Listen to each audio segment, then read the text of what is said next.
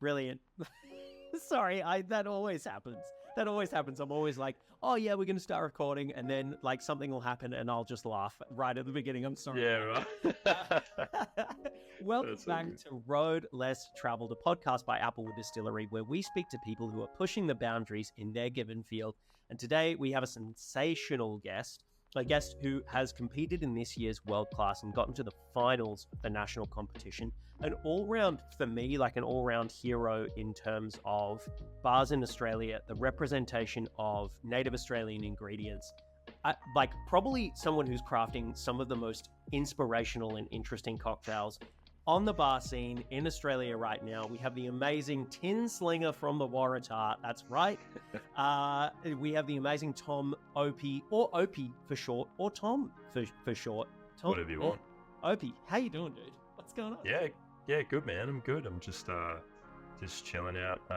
Doing some prep downstairs. I finished my prep for the day. So yeah, it's been a productive day, but feeling good, man. How are you? Yeah, man, I'm doing well. I just got back from holiday, which has been really, really nice. That's right. Yeah. Overseas, I went to France, and Canada, and the USA for a bit of a world tour. It was pretty awesome, man. I'm not gonna lie. That's sick. Yeah, it was good fun. But man, look, so you were doing prep today. What have you been working on today? What creations have you been making? Just a terrace menu. Generally, like a Monday, we kind of do a lot of our some of our ingredients kind of take 2 days to do. So we do, kind of line them all up the next day, and then on Tuesday we just like bulk batch. Throw a distillate on, and then get that and do the batching and stuff. So pretty chill day today, which is nice. Just been helping Thibaut do his downstairs drinks for this week. So it's all happening. But that's generally our prep days. We either do, one person does the weekly menu for Tuesday, and they come in on a Tuesday, and then there's one other person that does like the terrace bar prep. And that's me or a couple other people on those. So at the Waratah, you have two bars that are kind of going on. You've got the bar downstairs, and then you have the terrace bar upstairs. Is that right? The one that kind of services the restaurant? Yeah. So downstairs is it's like a homage to the old pubs of the past. We work very closely with trying to make ingredients be as fresh as possible. So there's no ferments, and and there's no heaps fancy stuff. It's just riffs on great classics, using produce to be as fresh as possible from the market. Generally something like Sydney Direct fresh produce or the like. And then we also have our upstairs, which is it's called the terrace bar. Some people may say it's the Waratah restaurant, whatever they want to call it. We kind of have this duality between really nice food and casualized service, but also kind of a high concept cocktail list. A lot of ferments, a lot of distilling, a lot of balancing straight ingredients to kind of tell the story of the producers that we're trying to highlight in each drink. Now, the menu that goes downstairs, you've got kind of a weekly menu that I see pop up quite a lot. How do you guys go about, as a creative team, how do you guys go about deciding who's going to do the menu for the week? What creative ideas are going to really come to the fore? How does the creative process at the Waratah with the team that you have actually come about in terms of the execution of the drinks themselves? Yeah, it's kind of like a two-part thing. So for our weekly list, it's generally we have this schedule. So it's me, Aiden, Ev, Jeff, Andy, Toby, Felix, kind of goes through so there's 9 or 8 of us or whatever. It's just week by week people do their thing. It's I've kind of described it as it's kind of like a mystery box. On Sunday we'll be this is what fruit we want, blah, blah, or if there's fruit left over, we'll use that. And then you kind of plan your drinks, and then you come in, you make the ingredients, you make them on the day. They have to be made by the end of a Tuesday, and the menu has to be written up on the backboard before the end of Tuesday as well. So there's kind of a couple of processes, and then The terrace bar is more kind of collaborative. So, me, Andy, Ev, Jeff, the guys will have their ideas. They'll come forward with their ideas. Um, we let them, well, we work together in making the ingredients, going off and making the first edition. We come back and we do a tasting with the team. We give critiques and improvements, possible improvements, and then we work together to kind of balance those more, go away again, come back until like it's good enough to go on the menu and we're really happy with it. So much more collaborative for the menu upstairs because it's more about who we are as a unit, and what we're trying to do in terms of exemplify great producers and techniques and flavor. And then downstairs is more just like us using Rousseau classics to learn something new every week, like especially the younger guys, like learning more classics and using ingredients that they haven't used, learning to make cordials and shrubs and sodas and stuff like that, so nothing super, super hectic, but it's a great way to kind of, become a bit more casual and also like create drinks that are just yummy to people, that they don't have to think about a whole lot. Yeah. Are you the kind of person who prefers creating drinks for a particular bar out of the kind of two stories that you're telling? Like, are you more of the type of person who leans towards, are we calling it the pub bar downstairs? Like the public bar. Yeah, the public bar. Yeah. So no pokies though. No pokies. Yeah, no pokies. Yeah, no pokies. no pokies. Do you lean more, man, you got to make a scratchy card cocktail now. You've got Yeah. Jesus. Yeah, okay, done. Yeah. Yeah, we'll search the ingredients that make up the smell of a scratchy card, and we'll make it. We'll make the aroma. Yeah. So you feel like you're 18 and like your gambling addicted grandpa or whatever has got you a scratchy to fulfill the dream that he's never been able to do as a newsagent. That would be the. For a lot of Australians, that would really bring back some mixed memories for a lot of people. Yeah. 20-cent coin. Oh dear. Do you feel like you gravitate more towards the structure of the public bar menu in terms of really just trying to look at what's fresh, what's delicious, and what's yummy, or do you gravitate more towards high concept cocktail that maybe you're trying to create in the terrace bar? Like, which one do you, just as a person, naturally gravitate towards, and why? I think I love doing the public bar menu. It's really fun. Like, it's kind of births and deaths. Like, I used to do the list every week. I walk in, find what ingredients we could do, and make a list every week. So it kind of, I have a lot of experience in that type of thing where I'm just like, yeah, and then go in and make it. And then the terrace bar is really cool because I think it gives us license to tell a story.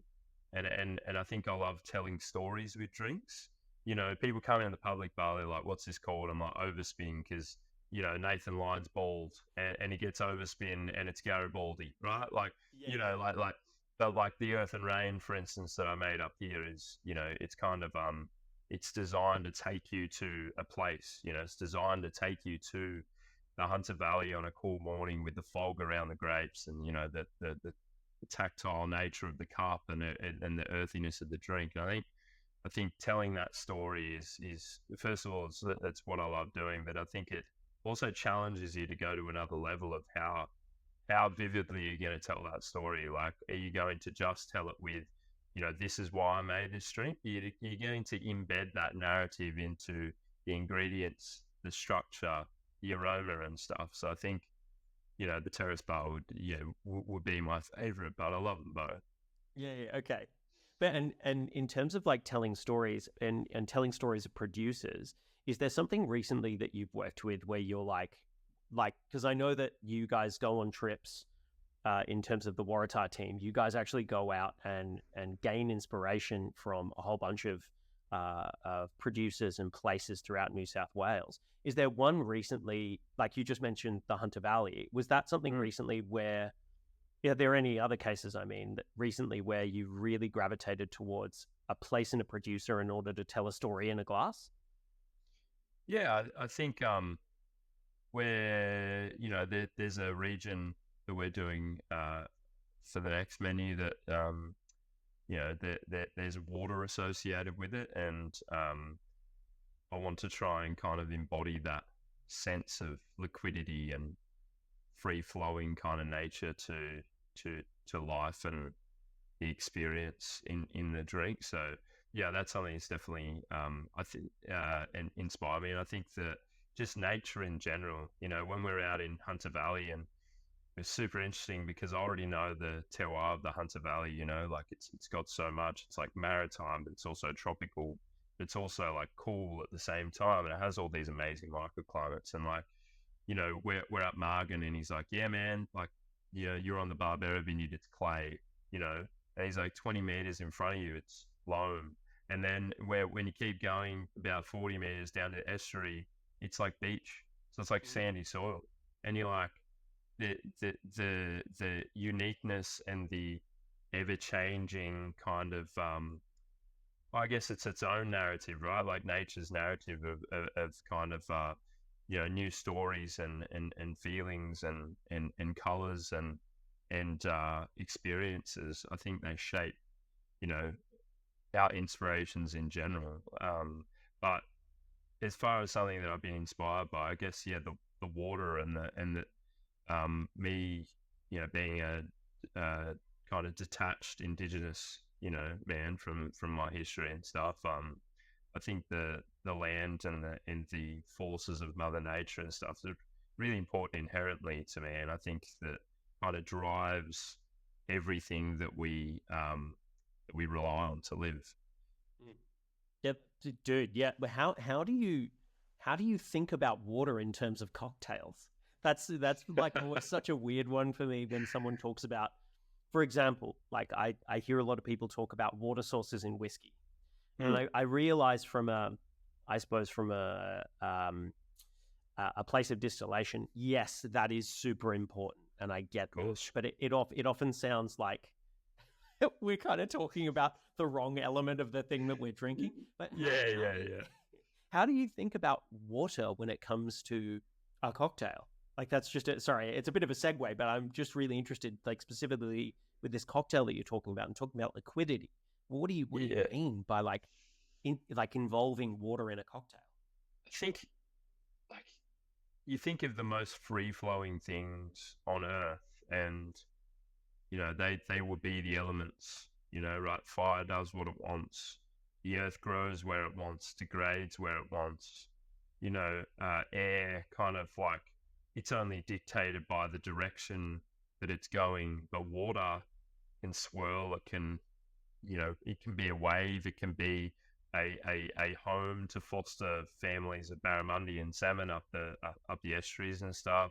So I think that the way I think about it is that like it's got to be cool, because I think when we think about water, especially in the Western world, maybe not in the Eastern world because of all their natural hot springs and stuff, but I think we growing up on the coast of Australia, you get lovely beaches, but there's also these lakes, and they we associate that with cool, ice and stuff. And I think something blue, but also like something that has a texture that is not like anything else. Because I think when you're trying to tell a story with drinks, just saying, oh, this is the pH of water I use isn't enough, because they're like, well, it doesn't taste like pH 4.2 that I tasted the other day. You know what I mean? Like my tap water's pH 4.1 or whatever, and they're no different. But kind of taking that concept of free flowing liquidity, and that the blue color and what we associate with that, whether it might be something like using extracted chemical menthol to create coolness on the palate, or whether it might be to serve it in a vessel that cools down as you drink it, like all these different things, right? And like there's so it's kind of like this whole thing, this whole encompassing like concept of the seasons and the elements. And I think water's super free flowing, It also has to be fun, because when you think about water and swimming and stuff, like you're in Croatia, 10 beers down, you're on the you know, the tube or the donut or whatever, like laying back in the Adriatic Sea. People want to think about that stuff when they think about water. Yeah, 100%. They also want to think about that when they think about cocktails too, I'm sure. Yeah, exactly. Just like And any it's amount of also fun. and it's also I think like, you know, all this thinking, it's inspired by people like, you know, Luke Wordy and stuff like that, and Ryan Shady Wardner, who kind of took drinks and made them more than what they are, made them an artwork, you know. Mm. And Evan, you know, is, you know, how well he makes drinks and how well he tells stories, and all these guys and their ideas are kind of like puzzle pieces to the inspiration that I find with nature, and wanting to kind of display that in the most receptive way possible, Mm. I guess. Yeah. Yeah, and in the most vivid way in terms of flavor, which is like Yeah. this. Yeah, it's this really beautiful. It's something. Flavor is something that's so deeply connected to human beings, whether we like want to have it be connected to us or not. Because It's in our neurons, right? Like, yeah. yeah, yeah. It's something that is also happens to us during childhood. We Yeah. experience flavor for the first time, and so it Yeah. is deeply rooted in memory and deeply rooted in a sensory background and a memory background as well. So it's really Yeah. important for people, even though we might not know why. So it's this lovely subconscious place to play as well. Yeah, exactly. And I think like giving people something that is not like anything they've had before, that has that hint of familiarity, is enough to kind of make them go from wanting an espresso martini to wanting this other thing that they might not have had before, but it kind of has the acidity of a pear and they like pear juice. I don't know, you know what I mean? And that's the easiest way to play on people's senses. You just go, oh yeah, cool. Well, most people like passion fruit. I'm going to do this weird thing with passion fruit that tastes like passion fruit. It's completely different to like, you know, a porn star martini. But people love it, you know, because they get that thing where when they're truly present, when we're truly present, I think we do tap into those deepest neurons. You know, we're not just like, give me tequila shots. We're like, all right, cool. Why do I like this? Rather than if they did have a porn star martini or an espresso martini, they'd be like, oh yeah, I'm just, you know, knocking it back. You know what I mean? I think it gives people an opportunity to sit and think about what's going on. So do you think bars are a do you think it's difficult for some people to tap into that in bars, or do you think like a bar has to invite people to engage with that, or do you think that all bars have the potential to really allow someone to connect with something so deep within themselves? I think everyone has the opportunity, right? And I think in my experience, a lot of people just default to what people like. You know, there's I don't know how many bars in Australia, but there'd be thousands and thousands, and how many of them do, you know, margarita espresso martini, uh, you know, which is great, right? The classics, and people love them, and you have to be able to make them, right? But I think when you're doing a concept menu and stuff, you know, I think there's a lot of people who they try too hard to be too similar, but I think people like daring stuff. You know, like there's a reason that Birdie's famous, and there's a reason that, you know, Ree is famous, and there's a reason that, you know, Lioness is one of the best bars in the world. You know, because they do something daring, and they not only try and give people a drink, they try and give people a story and experience. You know, I think that every single bar has an opportunity to do it, and you have to want to do it. You know, it's easy to you know, work in a bar for 2 or 3 years and know how to make a margarita and espresso martinis, and even like riff on that slightly. But it's very difficult and takes a lot of work to be able to use those same things in familiarity and create a completely different thing that people still like. Because that's why I think, I'm not saying that, you know, we're the greatest bar or whatever, but I think that that's where a really good bar kind of separates itself, when they're willing to go that extra mile, and also willing to risk that someone might not like it, which I think is it's daring, but it's also endearing to go to a place like when I when I went to Italy, I went to 1930, which is a great cocktail bar, secret cocktail bar. Anyway, I had this goat's curd drink, and I didn't like it very much, right? But it was super, super different. And the reason I got it was because I was like, I've never had goat's curd in my life, right? And like, but it gave me an experience, and the whole menu was like centered around different experiences from different parts of the world. And yeah, I think the great bars will do that really well. Hmm. Do you ever find that you are self-conscious about ideas in terms of putting them onto a menu? Because there is that sense of like bars need to, they don't need to, but a lot of bars maybe feel the need to have everyone like every drink, if that makes sense. Yeah. So is it in your creative process, do you ever get worried or are you ever frightened that someone won't like something? And how do you navigate if you do feel fear, or if you don't feel fear? Like how do you navigate that feeling, and how do you navigate being able to still put ideas forward? To be perfectly honest with you, Hannah's, I am shit scared every Oh, time I put really? a drink out there. Every single time. If I make a Why? drink for the first time, uh, because I think when you want to create things that are always beautiful and always balanced, you know, you second guess yourself. You're like, is that balance? I think it is. It'll be when I put this out to a guest, we'll see what happens, kind of thing. And I think it's just part of me being maybe a perfectionist, or wanting to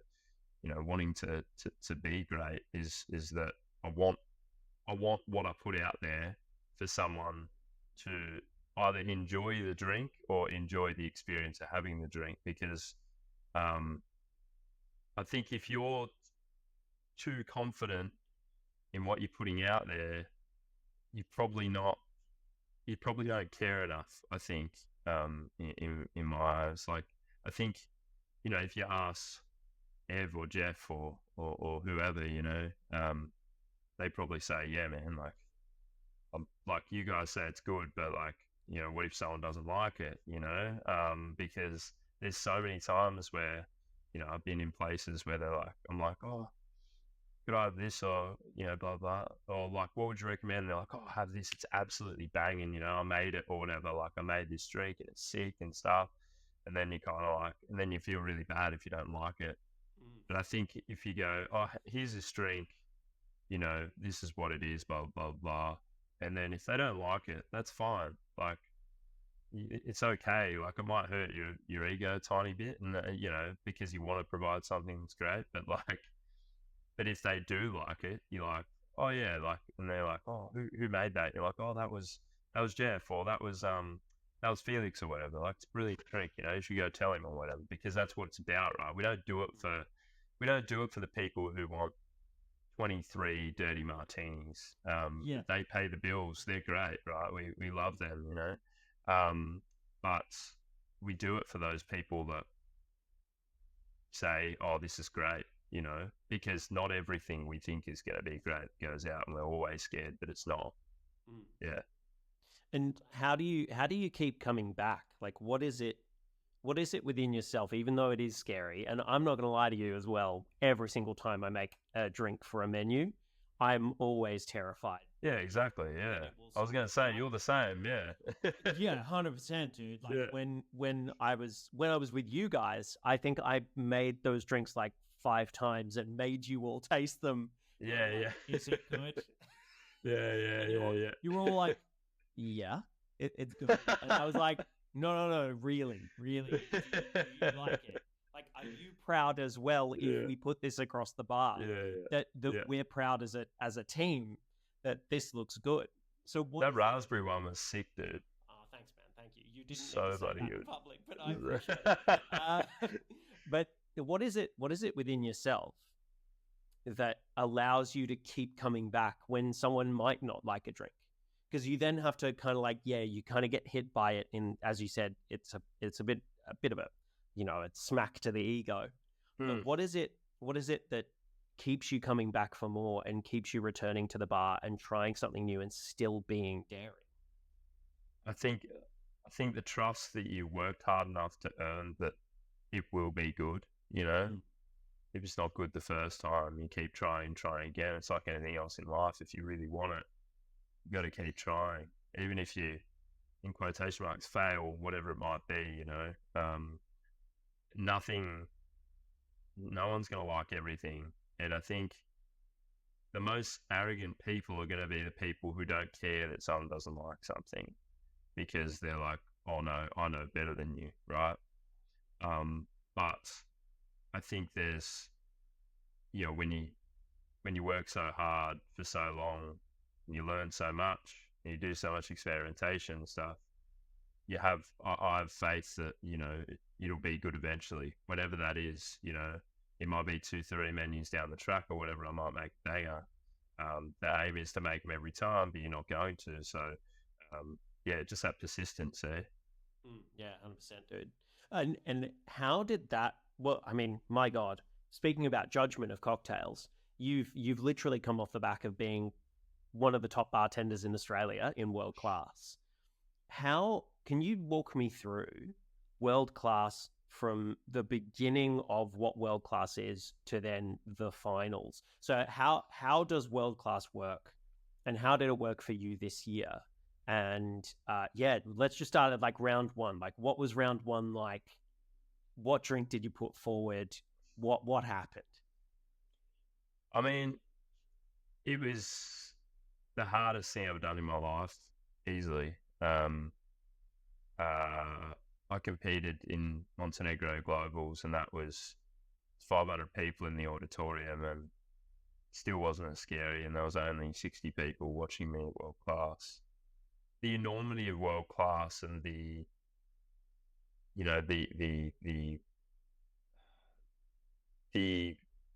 pressure of the achievement, is so heavy, like, and we all felt it. We all talked about it in the room, and everyone was feeling the same thing, because the month of world class was, I mean, I was getting up. I live in Wollongong, so I was getting up at 6 for the gym, getting in the car at 8, driving to the train station, then going to work until midnight. But for the 4 hours before work, I'd be researching and writing and practicing things, and then again I'd do the same thing like 3-4 times a week. And it was it almost broke me. It actually did break me at one stage, but I think it was good, because I didn't realize that I could go that hard, in terms of like, how much I wanted it. Like, there'd be multiple times where I'd sit there, in my room at like 7 o'clock in the morning after the gym, and my misso was like, come on, like, you make me coffee. I'm like, I can't make you coffee because I need to go. And in my head, I'd be like, just one more, just one more, just one more. And I'd just keep doing it. And round one was probably the one that I had the most trouble with. Like, it was malt maximalism, right? So malt maximalism, it was all about malt. If you didn't realize, gen- generally, malt is whiskey as well. So whiskey was associated with it too. And then, so it was basically the first drink had to be Talisker or Singleton, and one of the other drinks had to be Johnny Walker Blue Label, Gold Label, or Black Label. And the whole concept was maximalism, right? So maximalist garnish and story, and all the rest of that. And I had a few ideas kicking around. I was literally like driving to Sydney with the radio, like no sound on, trying to think all the time, and like, I just couldn't wrap my head around it. And then I had this idea. Thought it was a really good idea, and like, Kate's a brilliant mentor, and her and Kelsey would come by every couple of weeks and talk to us about things, and let us practice stuff and tell us whether it was good or not. And Kate came in one day and just shot it down. She was like, "Look, you're not going to get points for that. You need, like, I want you to do well. Like, you need another idea." So I went home, and because it's so easy when you're looking at like a big brand and world class, like, they want me to talk about Johnny Walker, right? They want this link to the brand. So I had this idea about female empowerment and Emma Walker and all this stuff, right? It wasn't on. So I was like, what's important to me, and what's important to me is heritage, Aboriginal heritage, and stories of the oldest living culture. So I tied that to the whale of the Darawal country stuff, and basically it was you had to do 2 drinks, 3 of each drink, and in 6 minutes, while telling your story. So it was pretty hectic, and like you needed like props and stuff, and like it was great, dude. Like the amount of stuff I had coming from Wollongong was just like my entire car, dude. There was a box like like those boxes that a washing machine comes in. That was full of just stuff, like stuff that had related, tins and strainers and garnishes and all this stuff, and then more stuff. So that was number one. That was challenge one, and I was fortunate enough to win that, which is really nice. Did not expect that. As I said, when I was 4 years ago, even when I was 25 in windy Wollongong, watching people like Stroby and Eduardo and all these guys like top world class, and it felt so far away. It felt like I was never going to get there, and like even though I knew I was working hard and but like someone who has so much belief, I just felt like it was on another level, and then to be there was just like it was just blew my mind, and it was very special to get take out a challenge. Obviously, like the drinks, which was nice. But I did forget a bunch of stuff. Like I had this fan that. Sorry, when I got up there, right? So I didn't look at the bar beforehand. It was in my ears, like, mate, you need to message them and get a photo of the bar. I'm like, all good, man. The bar's gonna be fine, right? I get up, so I'm like, my worries right now. Yeah. I'm full of nerves getting up there, right? It's like your name gets called out. And they're like, Tom Opie. Walk around, dude. The bar is like half of what the Waratah bar is, right? And I had like this big whale and this flowers and like this branch and like this fan and all this stuff that was going to be part of my like speech and my performance and stuff. And like I couldn't fit like half of it there. So like, I've got one tin up on the bar at one time and I need like 4 of them. Like it was just a nightmare. Forgot the whiskey on my first go, and then poured it back in and shook it again, put the whiskey in there. Oh, it was a nightmare. Absolutely shitting bricks. But it threw me so much going up there, being like, oh man, I don't have any room to put any of this. And I was meant to spray like salt into the fan to give them a sea spray.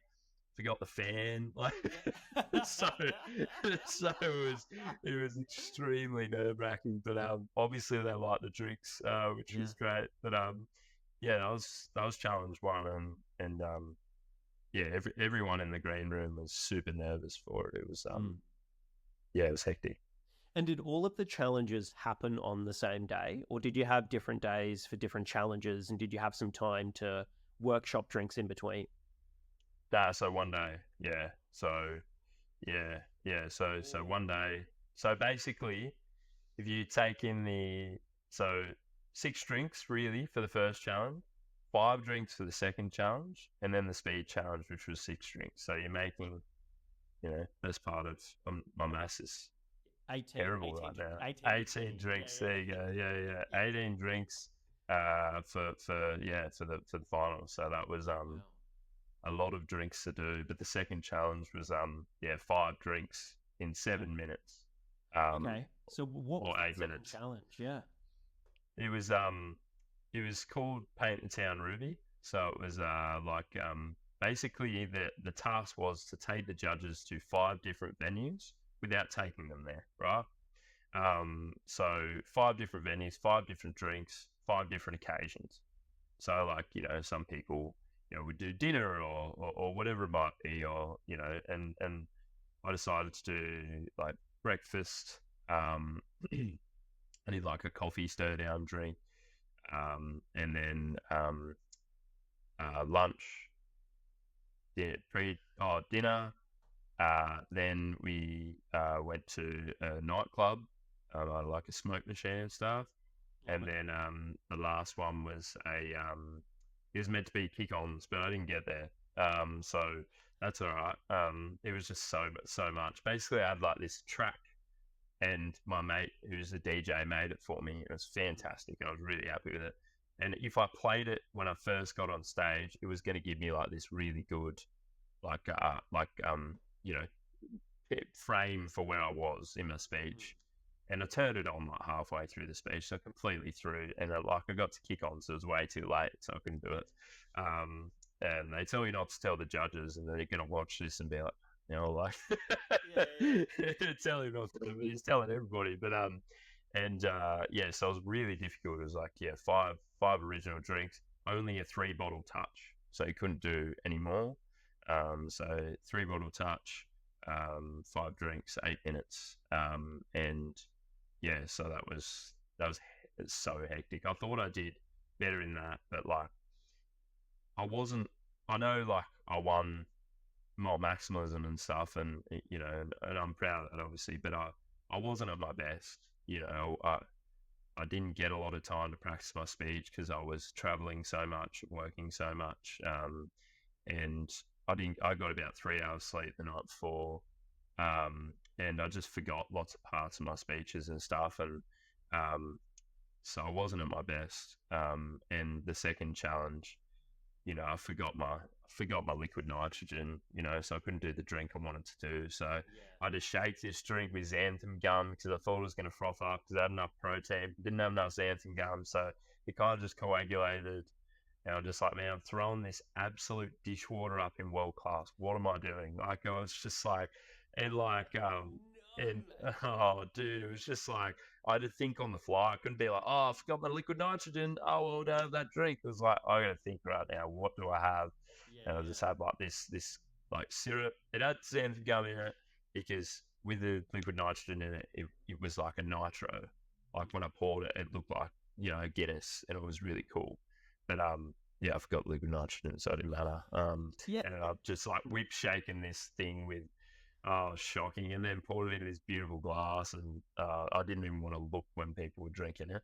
That was, I forgot a lot of my speech and forgot stuff, and it's just so much pressure on you. I'm sure other people forgot stuff and went over time and stuff, and and then the speed round was a little less pressure, but. So what is the speed round as opposed to the first 2 rounds? Because I want to revisit what the first 2 rounds, like how they were presented to you in a second. But what's the speed round? Because speed round was it sounds like make 10 drinks as fast as you can. It was like check on, so like a docket gets printed with all these drinks on it, and then you make them as fast as possible, as clean as possible, garnishes and everything. So we got a docket printed, and they gave us, before World-Class, they gave us 25 classics, I think, that we had to memorize, so that if we got them, we could make them, right? So like El Diablo and Bobby Burns and Right Hand and all these things. Learned heaps of classics, like my classics knowledge was decent, but it's even better now because I memorized all these drinks, which is wonderful. Really handy when someone's like, I really like tequila, but I don't want a margarita. El Diablo, Done. I've got some cassettes right here, so that's real handy for that. But and then we got up there. They go, Tom Opie from Waratah, and then it's like, he's got 30 seconds to read the docket, and you read the docket, and they're like, go time, and then you shake the drinks, and it's just kind of like round building at speed, right? So do you stir drinks for, obviously build your shaken drinks? Do you stir drink? Do the stirred up last, all the rest of it. And I was a bit messy and stuff. I probably didn't get enough practice in there either. But it was pretty fun. The thing is though, like sometimes people might think I'm a confident person, but I'm not at all.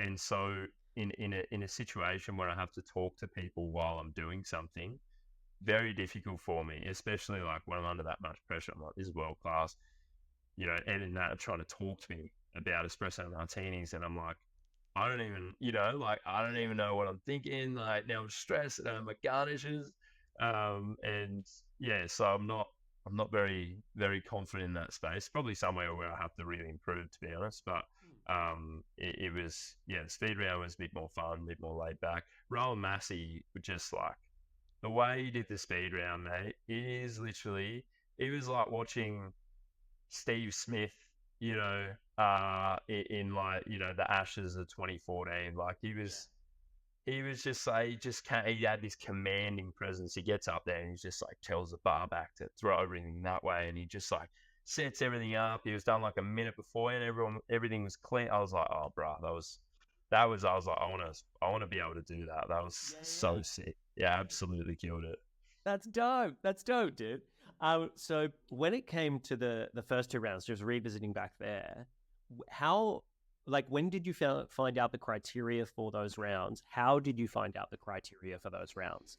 And then how did you see? You've already told us the concept for the first one, but what was the central concept for the second one in terms of, like, you said you didn't make it to the last drink. So did you make the last drink in the second round? So the thing was, it was like, so we found out 28 days beforehand, right? Right. So Okay. we So went you on got a a Zoom. bit of time. Yeah. They're like, Zoom, blah, blah, this is what you're doing. They're like, this is really hard. And I'm like, I know. In my head, I'm like, we're all shitting ourselves. We're like, yeah, we know it's hard. All right, keep going. And I was absolutely dumbfounded when we finished. So I went down to Evan and I was like, mate, holy shit. Like, so I told us on Zoom. And the second challenge, so it was take the judges to 5 venues, right? Yeah. But like, you didn't have to take them to 5 venues, right? So you could do 4 and it was still counted. Right. But you got bonus points for doing an extra 2 drinks. Right. So I was like, you want to try and do 5 and you want to get the 5 because if you get the 5, you get the bonus points, right? And you know, I didn't get to that unfortunately because I was too slow and a bit disorganized. Oh, that's why. Yeah. Okay. Yeah. But Jake, like, he smashed all 5. You know. So yeah, he drinks for bang and he smashed all 5. And yeah, a bit of charisma in between as well. Which I could learn off him. Oh, mate, you've got plenty of charisma. What advice would you then give? So you're going to attempt it again next year. You're going to reapply. Oh, absolutely. Yeah, I want to do it tomorrow. Yeah. Yeah, bring it on. Hell yeah. So my question is then, what advice would you? First question is, what advice would you give to someone who's never done world class before? I got asked this the other day, and there's a couple of things, man. Like, for someone who has never done world class before, I'd say, like, learn the fundamentals first. You know, you see a lot of people entering world class using things they don't understand. You know, like, their boss is like, hey man, to get into world class, you got to ferment this and do this, and you know, you can tell, yeah, they don't know what's going on, and I think learning the fundamentals, being very good at fundamentals, is probably like one of the main things, I think. And then if you want to give it a crack, you know, give it a crack, you know, give it a crack. Any cocktail comp, just give it a crack, you know. But like, do things that you know, do things that you are good at, and do things that you have a fundamental understanding of, because otherwise, you know, it's not only a little bit inauthentic to an extent, which when we talk about drinks, we talk about artworks and authenticity, and we want that to come across, right? But you're also doing yourself a disservice because, you know, you might make one thing for a drink and then make it again, and then someone goes, hey, how'd you make that? You're like, got no idea. It is, yeah, and it's a lot of effort to not possibly not get through, you know. And you know, you saw it a lot with a lot of people this year, man. Like, in the top 100, there wasn't distillates galore and like all this weird stuff. It was like, they were balanced, good drinks, you know. A lot of them were quite simple, a little foam or whatever on top, and or like, you know, cool garnish aroma, or, a nice riff on something with, some passion, whatever it might be. But there was, a lot of the top 100 this year. I think I know a lot of them, and they've been working really hard. And that's the other thing, just work really hard. If you want to get in world class, if you want to get far, you've got to work really hard. Yeah, 100%. And then my next question for you is, what advice would you give yourself for the next world class? What were your biggest takeaways from doing world class and getting to the finals for you? This was your first time in the finals, right? Yeah, first time in the finals. First time in the finals. Yeah, because I definitely know you've been in the top 100 before, but I thought for a second there I was like, you've been in the finals before that. So what advice would you give yourself for world class finals, like heading back for next year when you get to do it again? Yeah, if I get into the world class finals next year, there'll be a lot of thanks, bro. No. There'll be a lot of just like maybe take a bit of time off work, not a lot, just maybe like work one less day or 2 less days a week or whatever, because the traveling, it breaks you, man. Like going from Wollongong to Sydney, every day to world class, and like, it really does. It really does have a mental impact, and I think that's one of the things. But I think the most important thing, man, just like keep working hard. Like I want to be the best. I think about it every day. I think about it every second. I think about being up there. As much as I might think about, my girlfriend sometimes. Yeah. And like, it's just something that I'm obsessed with, and I don't have a right to be that. Like I don't have a right to win world class. There's no one's just going to hand it to me. You know what I mean? And and I think it's if I keep working hard and, on the things that I need to improve on, like, talking with the jigger in my hand and telling a more cohesive story and being like, having the belief that I can do this. I think that they're really important steps, because this year I went in and I did not think I was going to win it. I went in and I was like, these are the finals. This is my first time. I'm the youngest there. Chances are I'm not going to win, but I'm going to give it a red hot crack, right? And I did. So I think, just believing in yourself and working hard, dissolving the ego, which I try and do every day. But just keep on trying to improve and believe that I can get there. Yeah. Well, mate, I fucking fundamentally believe that you'll get there again, and I'm really excited for what you're going to do next year, dude. Like, because you're just telling me about malt maximalism with a fucking whale. I'm like, yeah, let's do this. Holy shit. That sounds awesome, man. Holy fuck. Gawura the whale, the Darawal totem. He's the holder of knowledge of the Darawal people, as you would probably know. I had no idea. And kind of, so he's, across the continent, usually most East Coast countries have the whale as their totem, because the whale is the great seeker and holder of knowledge. Hundreds of thousands, millions of years, been here since the Antarctic, since Pangea was separated. You know what I mean? So there's a great belief and kind of cohesiveness to that totem.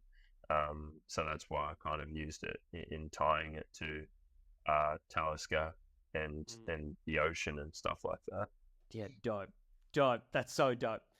So going back to your heritage and how important that is to you in terms of the drinks that you make and the work that you put forward, it's clearly a huge part of the work that you do kind of every day. How does that factor into you utilizing like native Australian ingredients? Do you think about that often? Is that something that you think about? And do you think our industry can improve on how we use native Australian ingredients? Yeah, man. I think it's difficult for me because there's a lot of imposter syndrome there. There's no proof as it were, because all the death certificates are burnt and all the rest of those things. So, um, Yeah. but there's many signs and stories of my ancestors. For instance, like my great grandpa used to go walkabout, and white people don't do that. Hmm. But there's lots of things that you know, I attach my identity to in that way. In terms of native ingredients, I think we can all do a lot better.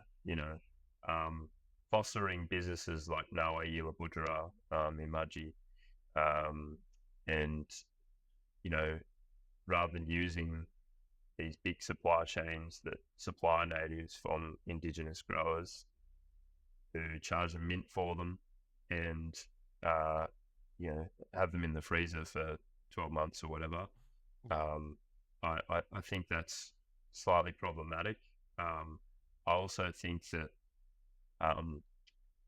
if we could, in an ideal world, work with the elders of our country to know how the seasons work in terms of the 7, 8, Aboriginal seasons on different countries. So I don't all Wiradjuri, they're all different.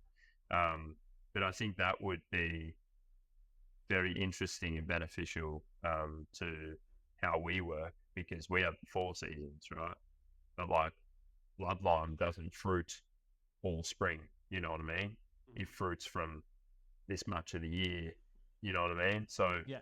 kind of knowing and having that connection to, I guess goes back to like the seasons and the elements and stuff. I think that, it kind of helps you tell the story, but it also helps you be more connected to it. And people like Nathan, he's brilliant, man. He forages all the stuff and then drives down to us next day. It's ridiculous. He's like, yeah, you ordered a kilo of lemon myrtle, no worries, man. And he just like comes in with his face like, yeah. He's like, oh yeah, my son just forages this morning, and you're just like, Jesus, like he's so connected to the land, and I think there's a lot of people in hospitality that if they are Indigenous, they're not right at the top of the game. There's been a couple over the years, of course, but people like Mariah in like the south coast of New South Wales, they do awesome stuff, right? They do all these workshops, and he's amazing. The work he does, and I don't think there are enough people who have connection to country who are right at the top of the game to influence that as much as would be ideal, because it's a slippery slope, right? Like we've talked about it in terms of, you guys work with so many Indigenous producers, and I'm sure the amount of learning that you've had to do, you and the Applewood guys and the Unico guys to like, you told me stories, so many beautiful stories of like going foraging with elders and all this stuff. And it's like these learnings that white people can't teach you. This is something so unique to this country, and it's almost like there's this like secret door of information because there's no oral, it's an oral language, right? There's not many writings of what goes on, and I think having those learnings is super important, and our connection to produce can kind of help us, learn more about how everything works, rather than just being like, oh, I want some lemon myrtle in this drink. Being like, where does lemon myrtle come from? But where does it grow? How has it been used in the past? I think one of the big things, especially when white Australia uses native Australian ingredients, is there is a cultural disconnect of how it's been used before. It's like white Australians are more than happy to make bolognese in a million different ways, right? Because we have like an understanding of where it comes from. We have an understanding of how to make it. We have the recipes. We know where it's from. We got some dried chili from Master Foods in the cupboard. Exactly. We know how to make it, right? Speaking about connection with the producer. Yeah, of course. But I think it's fundamentally different when we talk about native Australian ingredients, because I'm not sure. It's been really fun, like meeting farmers, especially like a lot of great farmers up in the far north Queensland, in terms of like the stories surrounding Davidson plum and what we've used it in before. telling people like, we've used, Uncle Toby's used Davidson plums almost exclusively in Forest Fruits roll-ups in the Such a 90s. good story. Such a great story, but then it allows you to connect to something that you know, as opposed to saying like, oh, this is Davidson plum. There you go. Yeah. Enjoy the acidity. Right. And unless you really want to find out, and you actually go to country and find the people who are knowledge holders and earn their trust and respect, and then you can learn the true kind of origins of where these things come from. For a lot of, I think for a lot of white Australia, that's out of reach, or it's super confrontational for them. Yes, 100%. Because linked to that story is the story of the dispossession of Australia, which is horrifying to talk about and horrifying. So, and they don't want to confront that. No, of course, and it's the same. But to a certain extent, it's the same with like, maybe I won't dive into that now, but it's the same with maybe a lot of European food with its history, which could be a little bit, gnarly. So, but maybe a lot of those stories are further away now than the Australian story, which is right up close to us, and it's something that we need to deal with. So, yeah, I'm not sure how we get better at this either, which is why I asked the question. No, I think it's their right. It's their right to withhold.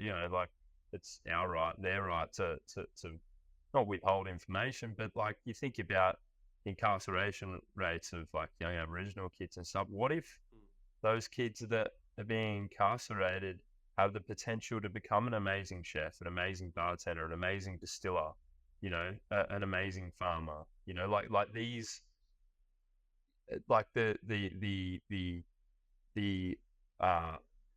kind of racism and the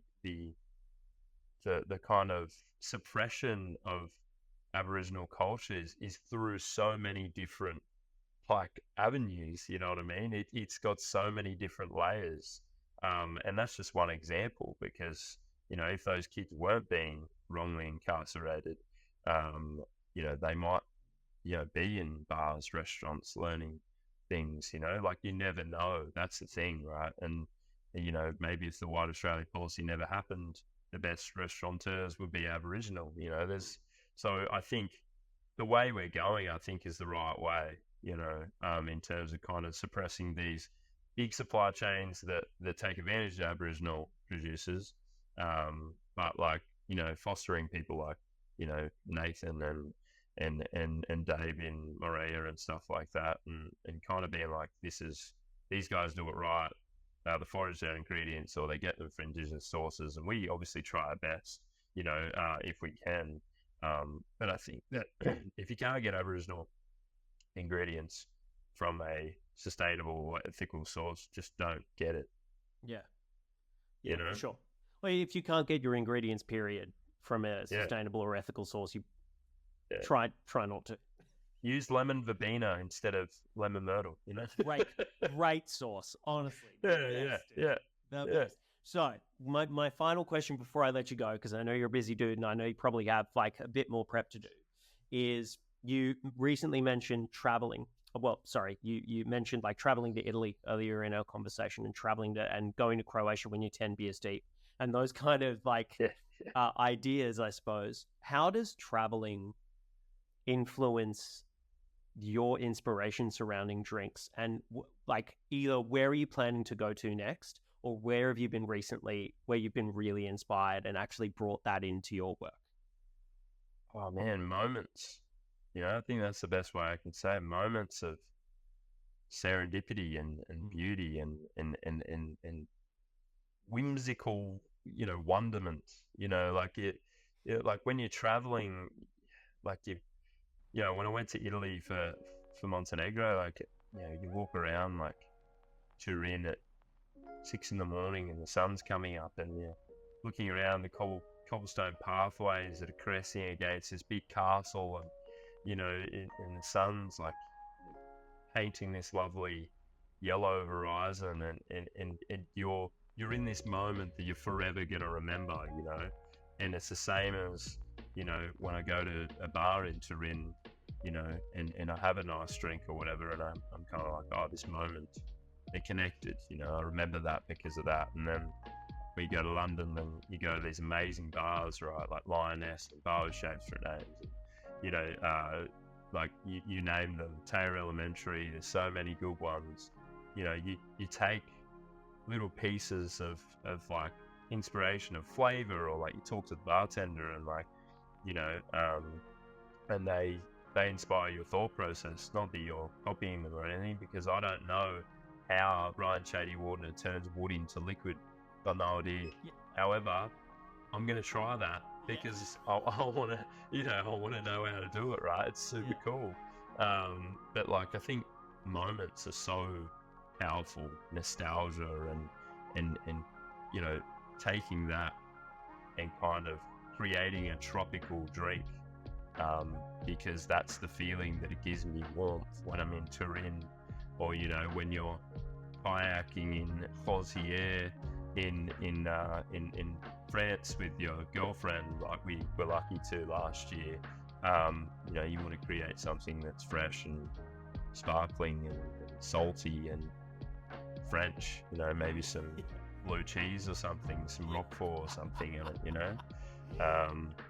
Yeah, I think we're going to Japan soon, so I think there's going to be a lot of inspiration, being quite spiritual for the person. I think it's going to be quite an inspiring trip for us both, and certainly drinks-wise. Dude, I cannot wait to drink some of the drinks when you return from Japan. Just all sake. It's all sake and yuzu. Every drink. Yeah. But Tom, dude, thank you so much for your time today. I really appreciate it, man. Thank you so much for diving into everything with me. If you want to catch up with Tom or go and support Tom, you can find him at the Waratah. How many nights a week?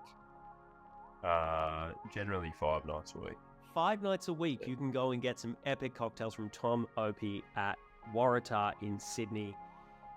Man, thank you so much for your time. I will chat to you soon. Thank you, Hannah. It's been great. Thanks, man. No worries, dude. Bye. See ya.